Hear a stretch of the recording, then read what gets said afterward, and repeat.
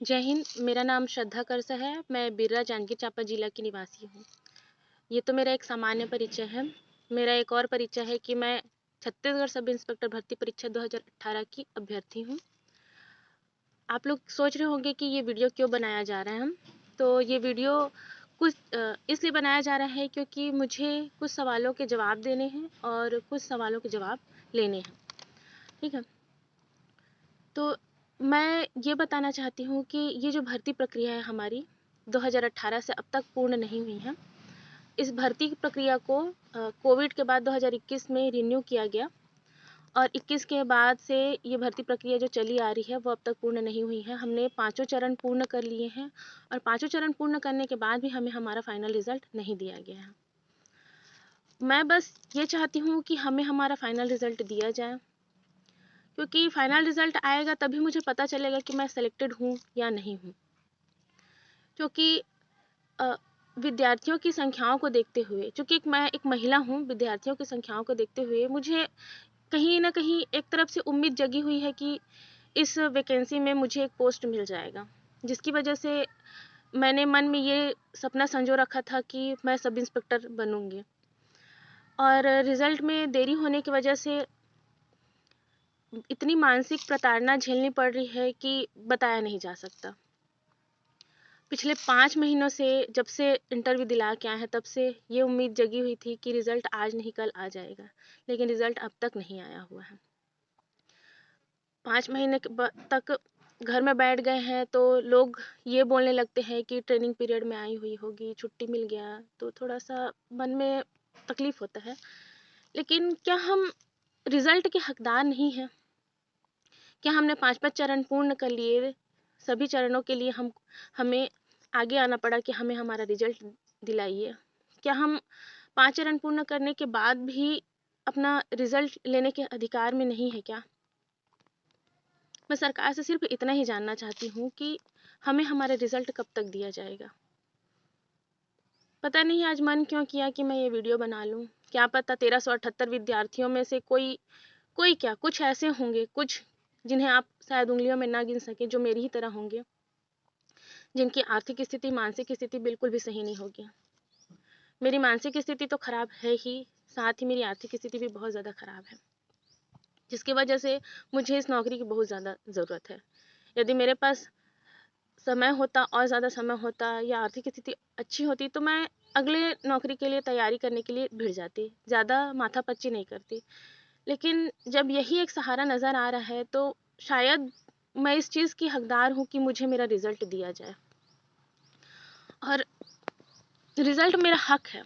मुझे रिज़ल्ट मिलेगा तब मुझे पता चलेगा कि मैं आगे क्या करूँ, क्योंकि मैंने तो मानसिकता बना के रखी है जो कि मेरे जहन से जा नहीं रहा कि मैं इस नौकरी को कैसे छोड़ दूँ।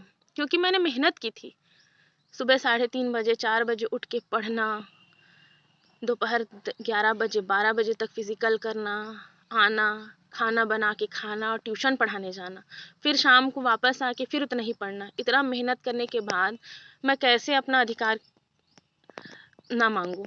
आप ही बताइए। मैं यहाँ बैठकर वीडियो बना रही हूँ, कई लोग पढ़ाई कर रहे होंगे, कुछ ऐसे होंगे जो रोजी मजदूरी भी करने गए होंगे। ऐसे लोगों को मैं जानती हूँ जो हमारे ही 1378 में से कोई एक है। लेकिन क्या हमारा अधिकार नहीं है कि हम उस मुकाम तक पहुँच सके जहाँ हमें पहुँचना चाहिए? इस वीडियो को बनाने का एक मकसद ये भी है कि बहुतायत लोग हम पर लांछन लगाते हैं कि हम पैसा दिए हैं, 25 लाख रुपए दिए हैं, धांधली हो रहा है। देखिए पीछे जो ये खंडहर दिख रहा है, ये मेरा टूटा हुआ घर है जो पिछले 5 सालों से ऐसे ही पड़ा है।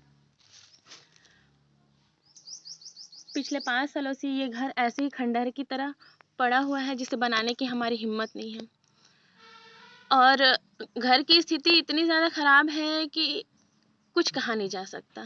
ठीक है, ऐसे ही 1378 में से बहुत लोग होंगे जिनकी आर्थिक स्थिति बहुत ज़्यादा ख़राब होगी, और दिन भर के जो घर के हालात हैं उन्हें देखकर मानसिक स्थिति और भी ज़्यादा ख़राब हो रही है।